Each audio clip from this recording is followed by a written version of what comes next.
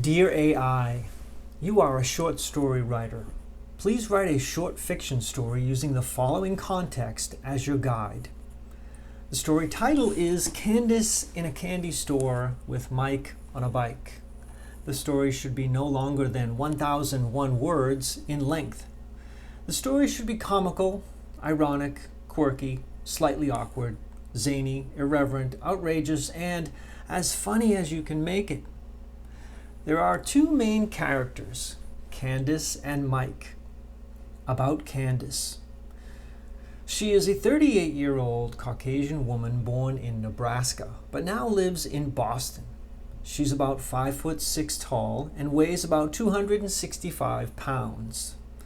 She has two part-time jobs to make ends meet. She works as a receptionist at a podiatrist office 4 days a week and has a job where she picks up and drops off laundry for elderly people who cannot do their own laundry. She does not do the laundry, she just drops off and picks it up.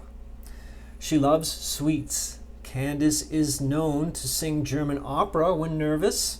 Candice has a very bold wardrobe favoring bright colors and prints. She also overheats in the hot weather. About Mike. Mike is a 45-year-old Caucasian man born in Pittsfield, Massachusetts, now living in Boston.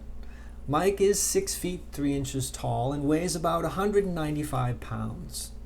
In college, Mike rose to popularity when he starred in a play about Abraham Lincoln. Since then, he has had some, but not much luck playing Abraham Lincoln in movies and other made-for-TV documentaries. He once met Ken Burns. To make ends meet, Mike has a job as an arborist. Mike is Candice's unofficial boyfriend.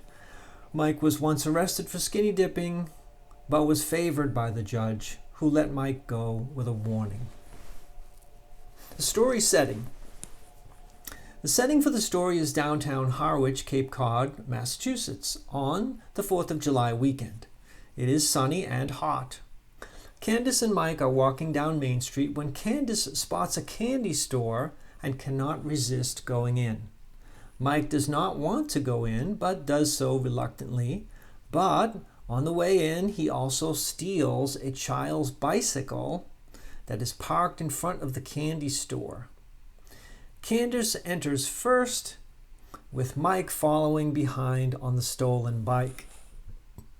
In the store are a group of visitors in town for a Jackie Chan fan club convention. So that is the system prompt that I wrote for AI. Are you surprised that I know what a system prompt is? I do. And I wrote that out of my head. No help from any robot or anything. That is purely my creativity spilling out onto the page. I made all of that up from my brain. So I offered this to two popular AI bots, Google Gemini and ChatGPT. So I'm not going to read all of the answer for you. I'll put the prompt in the description. I encourage you to try this on your own, see what you get, maybe make up your own parameters. But I was worried that AI was going to do a better job than me, or a better job than you at some point, in coming up with creative fiction. My fears have been assuaged, I think is the right word. I'm not worried anymore. Both robots did a horrible job of coming up with a short fiction story based on the parameters I gave it. And I think I was pretty generous. I gave it a lot to work with, and it failed. So the answers are quite long. I'm not going to read all of it for you, but I'm going to read some parts of it. Okay, this is the opening paragraph that I received from Google Gemini after putting that system prompt in. The Cape Cod sun, a malevolent orb of fiery doom, beat down on Main Street, Harwich, turning the asphalt into a shimmering mirage. Candice, a woman whose internal thermostat had prematurely migrated to the Arctic Circle, fanned herself with a discarded pamphlet from a whale-watching tour. Her canary yellow sundress, adorned with bold print of frolicking duck sounds, clung to her 265-pound frame. A bead of sweat the size of a gumball trickled down her temple. So that's pretty bad. Next paragraph, and I won't read too much more of this, don't worry. I know it's painful, but I just trying to make the point that you don't need to worry. And I don't need to worry. Beside her, Mike, 6'3" tall, all 6'3" of him, looked remarkably unbothered by the heat, perhaps because he was mentally rehearsing his definitive portrayal of Abraham Lincoln in a one-man show he'd been conceptualizing since his college glory days. He was a lanky figure perpetually dressed in slightly rumpled linen suit, which today was the exact shade of pond scum. I don't know where it got that. I don't know why it put that in there. Okay, this one's pretty bad, so let's just see how this ends here. Last paragraph of the story that Google Gemini wrote. Thank you, Google Gemini, by the way. Keep trying, baby. Candice, still singing about flowers and dreams, grabbed a handful of individually wrapped caramels and shoved them into her purse. Mike, after retrieving the bicycle, bowed grandly to the bewildered Jackie Chan fan club members. As they finally exited the store, the hot Cape Cod sun still blazed, but Candice's operatic aria had faded, replaced with the happy sounds of chewing. Mike, wobbling precariously on a tiny tricycle, what's this word? Predialed. I don't know what this word is. A strange word it made up after him. Already planning his next dramatic entrance, perhaps as Abraham Lincoln on a scooter. So I said bicycle. It put tricycle. So that's something that's interesting. All right. Here is the response from ChatGPT, which is better, but still pretty horrible. So the opening line, and ChatGPT gives itself credit for the story where Google Gemini did not. Candice in a candy store with Mike on a bike by ChatGPT. It was July 4th weekend in Harwich, Massachusetts, the kind of hot where the air feels like someone left the lobster boil on high and forgot the lid. The kind of hot where even mannequins in boutique windows look like they were contemplating streaking into the harbor. Candice Whipplethorpe. Now this is interesting because ChatGPT assigned a last name to Candice on its own. That is interesting. Candice Whipplethorpe, 38, bursting with charisma and currently wearing a muumuu patterned with fluorescent flamingos, wiped sweat from her brow with a neon orange handkerchief shaped like a donut. That's pretty bad. Okay, so they go in the candy store. Mike, 45, tall, bearded, and currently regretting every life choice that led him to be wearing denim in 90-degree weather, groaned. So Gemini had Mike dressed in a suit. ChatGPT has Mike dressed in denim. Mike groaned. We already had 2 fudges, 3 salt waters, and that marshmallow lobster thing that made you sing Wagner in front of the ice cream guy. Inside the store, Candice was already elbow deep in taffy bins, humming German opera and alarming the teenage clerk, who was desperately trying to restock Jawbreakers while dodging her operatic arias. Mike rolled in behind her, literally rolled, because the bike, being designed for a child, had a seat approximately the size of a grapefruit and brakes that squeaked like a haunted duck heads down. Don't know what that means. A group of approximately 16 people in matching Jackie Chan Forever t-shirts gasped in unison. "Is he riding that inside?" someone whispered. "He stole that bike," cried a small child at the window. "That's my bike." Mike pretended not to hear, ringing the little unicorn bell on the handlebars with a forced smile. Ding ding. It sounded orchestra. Another made-up word.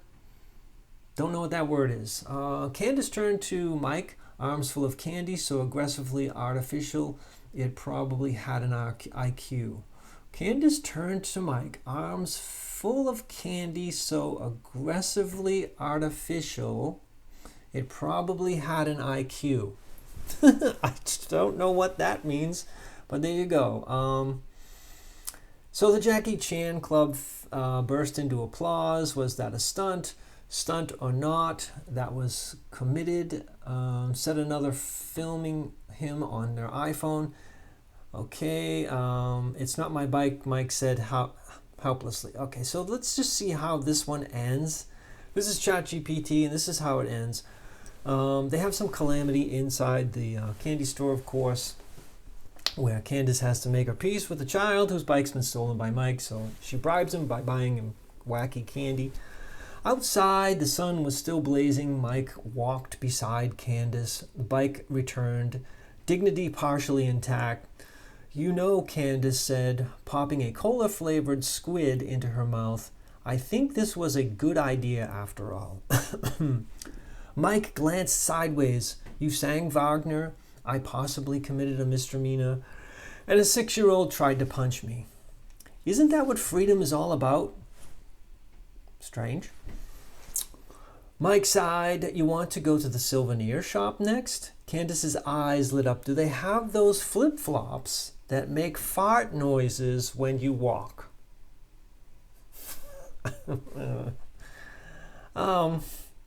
Old people don't need those, by the way. Back to the story. He didn't even answer. He just started walking. Behind him, the Jackie Chan fans cheered once more because Mike tripped on the curb and saluted insignificantly like Lincoln at Gettysburg. So the exercise here was to see, because I was worried how far along ChatGPT or these AI bots are with being creative. Can they be better than people? And for me, the answer was no. This is not where I would have ever gone with the parameters I gave for this story. And so I really, like many people, are grappling with, should I use it, should I not use it? I'm telling you, I'm not going to use it in my creativity. I'm not going to use it in my songs. I'm not going to use it in my fiction. I use it as a tool, another tool. I'm not afraid of it. I will use it to help me write descriptions for my YouTube videos, which is locked into an algorithm and SEO. So I think that's fair. But I don't think it's fair to create something and put it on people and have the robot either partially write it or wholly write it. I don't think that's fair. I don't think it's fair, and I don't think it's right. I think if you create something, it should be pure and it should come from you, your human essence. And if it's great, well, that's great. If it's not so good, it's still a pure creativity, pure product from your creativity that goes out into the world. And if people like it, that's fine. If they don't, that's fine too. But it's not muddied by a robot. So I think that we're at this stage where many people are going to worry about it. And there's this famous line that keeps coming up. AI is not going to take your job. The people who know how to use AI are going to take your job. So I think I'm trying to make my peace with it. It's here. That genie's out of the bottle.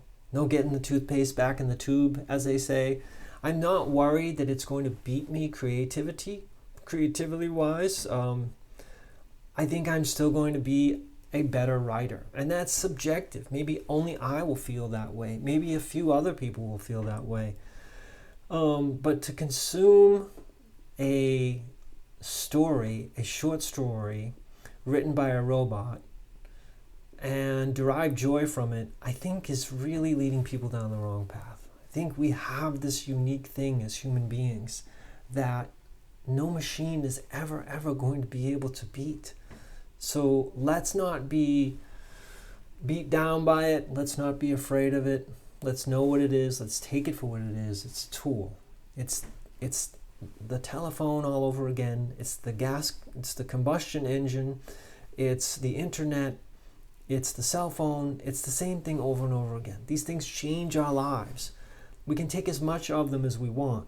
But as far as writing goes, I think this was a good exercise, and I encourage you to do the same thing. I know this was a long video. Thanks for watching. I'm Joe from Vox Victoria. I'll see you in the next one. Do something good for yourself and do something good for someone else, and be peaceful and be calm. All right? Off I go. Watch out now. Watch out. Yeah.